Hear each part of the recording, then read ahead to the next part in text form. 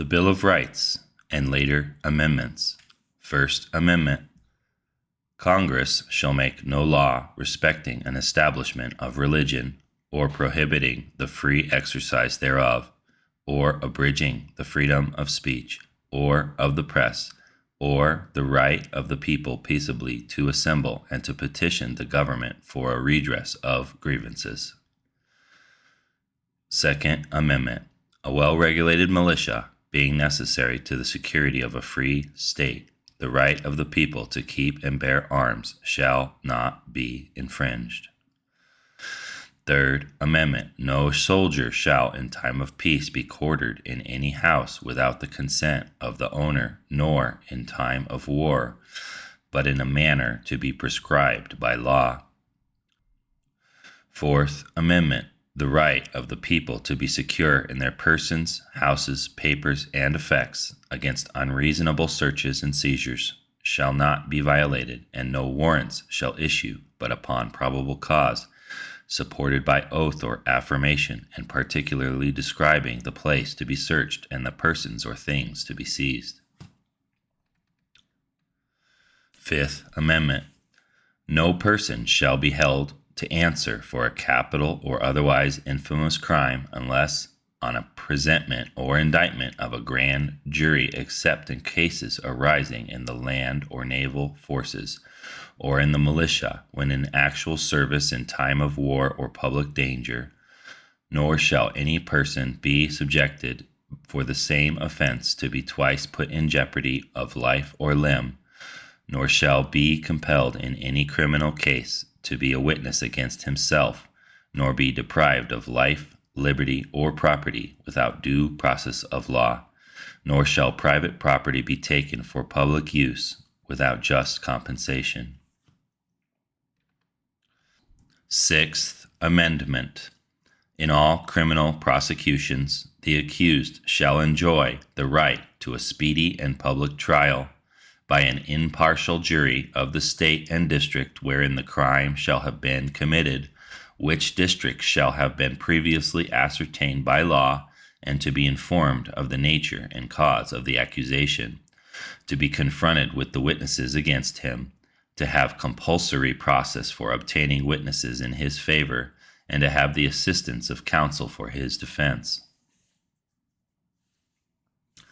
Seventh Amendment. In suits at common law, where the value in controversy shall exceed $20, the right of trial by jury shall be preserved, and no fact tried by a jury shall be otherwise re-examined in any court of the United States than according to the rules of the common law. Eighth Amendment. Excessive bail shall not be required, nor excessive fines imposed, nor cruel and unusual punishments inflicted. Ninth Amendment. The enumeration of the Constitution of certain rights shall not be construed to deny or disparage others retained by the people. 10th Amendment. The powers not delegated to the United States by the Constitution, nor prohibited by it to the states, are reserved to the states respectively or to the people. 11th Amendment. The judicial power of the United States shall not be construed to extend to any suit in law or equity commenced or prosecuted against one of the United States by citizens of another state, or by citizens or subjects of any foreign state. 12th Amendment. The electors shall meet in their respective states and vote by ballot for president and vice president, one of whom at least shall not be an inhabitant of the same state with themselves. They shall name in their ballots the person voted for as president, and in distinct ballots the person voted for as vice president, and they shall make distinct lists of all persons voted for as president, and of all persons voted for as vice president, and of the number of votes for each, which list they shall sign and certify and transmit sealed to the seat of the government of the United States, directed to the President of the Senate. The President of the Senate shall, in the presence of the Senate and House of Representatives, open all the certificates, and the votes shall then be counted, the person having the greatest number of votes for president shall be the president, if such number be a majority of the whole number of electors appointed, and if no person have such majority, then from the persons having the highest number not exceeding 3 on the list of those voted for as president, the House of Representatives shall choose immediately by ballot the president. But in choosing the president, the votes shall be taken by states, the representation from each state having 1 vote. A quorum for this purpose shall consist of a member or members from 2/3 of the states, and a majority of all the states shall be necessary to a choice. And if the House of Representatives shall not choose a president, whenever the right of choice shall devolve upon them, before the 4th day of March next following, then the vice president shall act as president, as in case of the death or other constitutional disability of the president. The person having the greatest number of votes as vice president shall be the vice president, if such number be a majority of the whole number of electors appointed, and if no person have a majority, then from the 2 highest numbers on the list, the Senate shall choose the vice president. A quorum for the purpose shall consist of 2/3 of the whole number of senators, and a majority of the whole number shall be necessary to a choice. But no person constitutionally ineligible to the office of president shall be eligible to that of vice president of the United States. 13th Amendment, Section 1. Neither slavery nor involuntary servitude, except as punishment for crime whereof the party shall have been duly convicted, shall exist within the United States or any place subject to their jurisdiction. Section 2. Congress shall have power to enforce this article by appropriate legislation. 14th Amendment, Section 1. All persons born or naturalized in the United States are subject to the jurisdiction thereof, are citizens of the United States and of the state wherein they reside. No state shall make or enforce any law which shall abridge the privileges or immunities of citizens of the United States, nor shall any state deprive any person of life, liberty, or property without due process of law, nor deny to any person within its jurisdiction the equal protection of the laws. Section 2. Representatives shall be apportioned among the several states according to their respective numbers, counting the whole number of persons in each state, excluding Indians not taxed.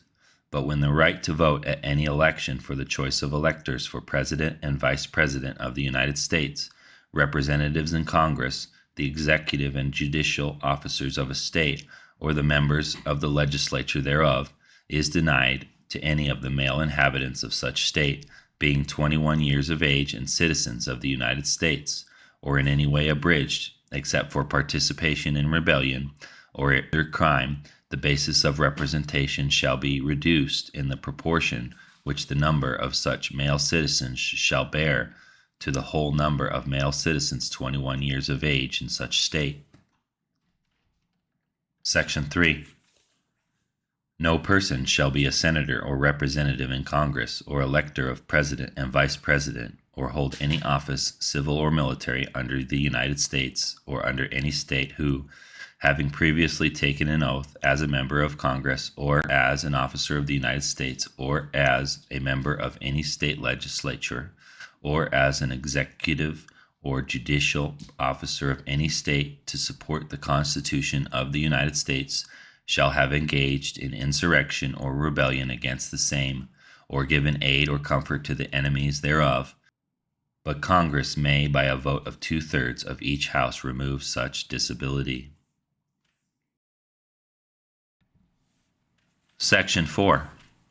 The validity of the public debt of the United States, authorized by law, including debts incurred for payment of pensions and bounties for services in suppressing insurrection or rebellion, shall not be questioned, but neither the United States nor any state shall assume or pay any debt or obligation incurred in aid of insurrection or rebellion against the United States, or any claim for the loss of emancipation of any slave, but all such debts, obligations, and claims shall be held illegal and void.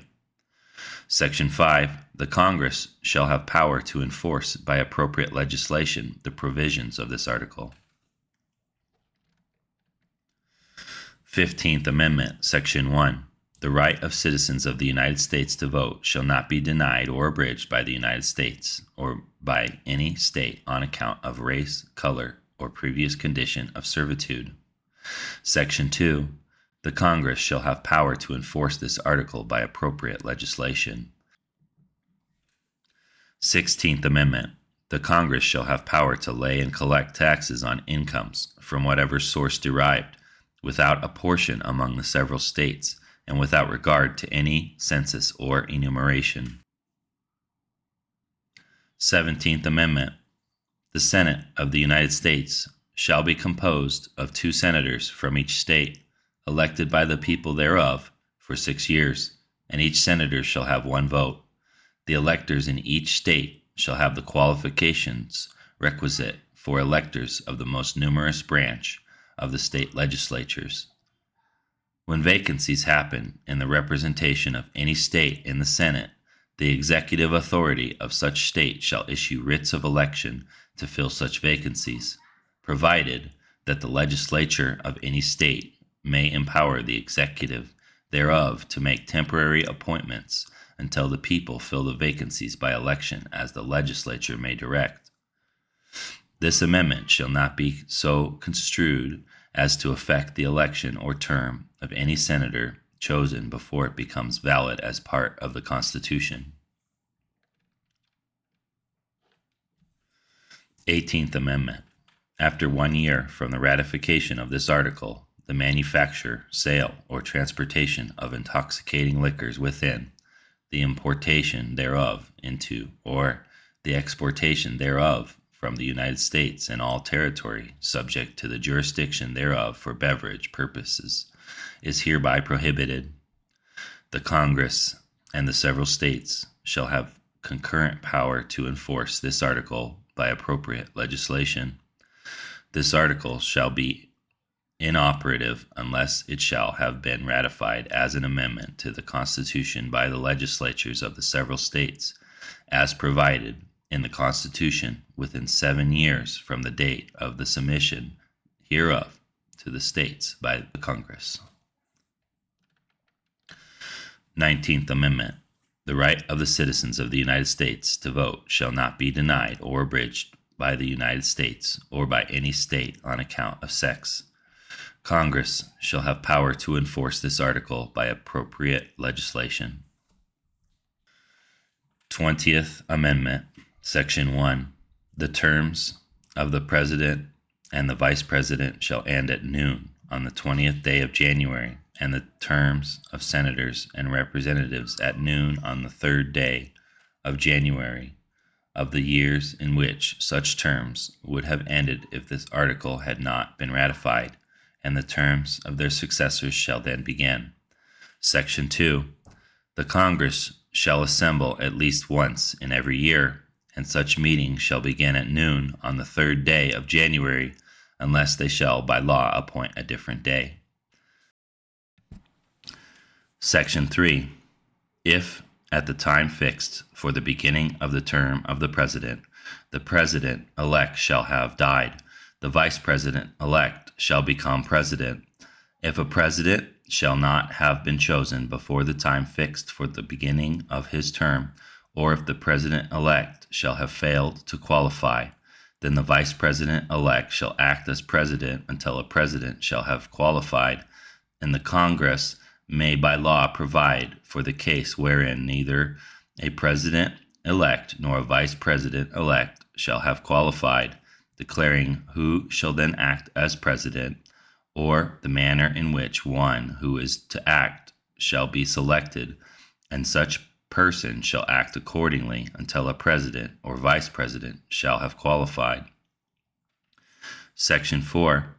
The Congress may by law provide for the case of the death of any of the persons from whom the House of Representatives may choose a President, whenever the right of choice shall have devolved upon them, and for the case of the death of any of the persons from whom the Senate may choose a Vice President, whenever the right of choice shall have devolved upon them. Section 5.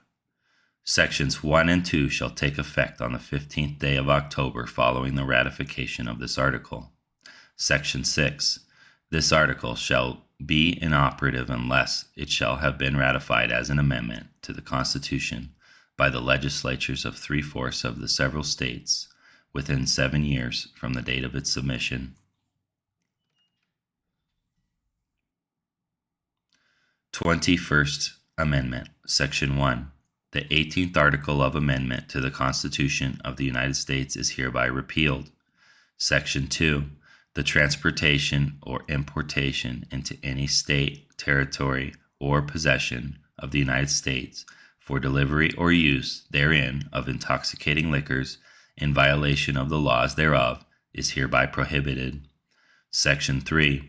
This article shall be inoperative unless it shall have been ratified as an amendment to the Constitution by conventions in the several states as provided in the Constitution within 7 years from the date of the submission hereof to the states by the Congress. 22nd Amendment, Section 1. No person shall be elected to the office of the President more than twice, and no person who has held the office of President or acted as President for more than 2 years of a term to which some other person was elected President shall be elected to the office of the President more than once. But this article shall not apply to any person holding the office of President when this article was proposed by the Congress, and shall not prevent any person who may be holding the office of President or acting as President during the term within which this article becomes operative from holding the office of President or acting as President during the remainder of such term. Section 2. This article shall be inoperative unless it shall have been ratified as an amendment to the Constitution by legislatures of 3/4 of the several states within 7 years from the date of its submission to the states by the Congress. 23rd Amendment, Section 1.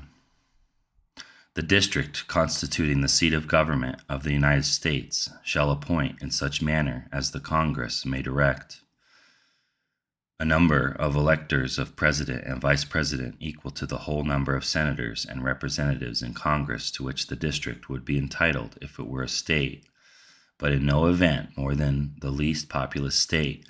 They shall be in addition to those appointed by the states, but they shall be considered for the purposes of the election of President and Vice President to be electors appointed by a state, and they shall meet in the district and perform such duties as provided by the 12th article of amendment.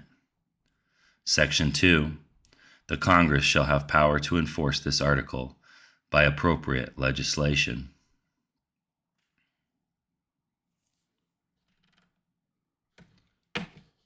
Twenty-fourth Amendment, Section 1. The right of citizens of the United States to vote in any primary or other election for President or Vice President, for electors for President or Vice President, or for Senator or Representative in Congress shall not be denied or abridged by the United States or any state by reason of failure to pay any poll tax or other tax. Section 2. The Congress shall have power to enforce this article by appropriate legislation. 25th Amendment, Section 1. In case of the removal of the President from office, or of his death or resignation, the Vice President shall become President. Section 2. Whenever there is a vacancy in the office of the Vice President, the President shall nominate a Vice President who shall take office upon confirmation by a majority vote of both houses of Congress. Section 3. Whenever the President transmits to the President pro tempore of the Senate and the Speaker of the House of Representatives his written declaration that he is unable to discharge the powers and duties of his office, and until he transmits to them a written declaration to the contrary, such powers and duties shall be discharged by the Vice President as acting President. Section 4. Whenever the Vice President and a majority of either the principal officers of the executive departments or of such body as Congress may by law provide transmit to the President pro tempore of the Senate and the Speaker of the House of Representatives their written declaration that the President is unable to discharge the powers and duties of his office, the Vice President shall immediately assume the powers and duties of the office as acting President.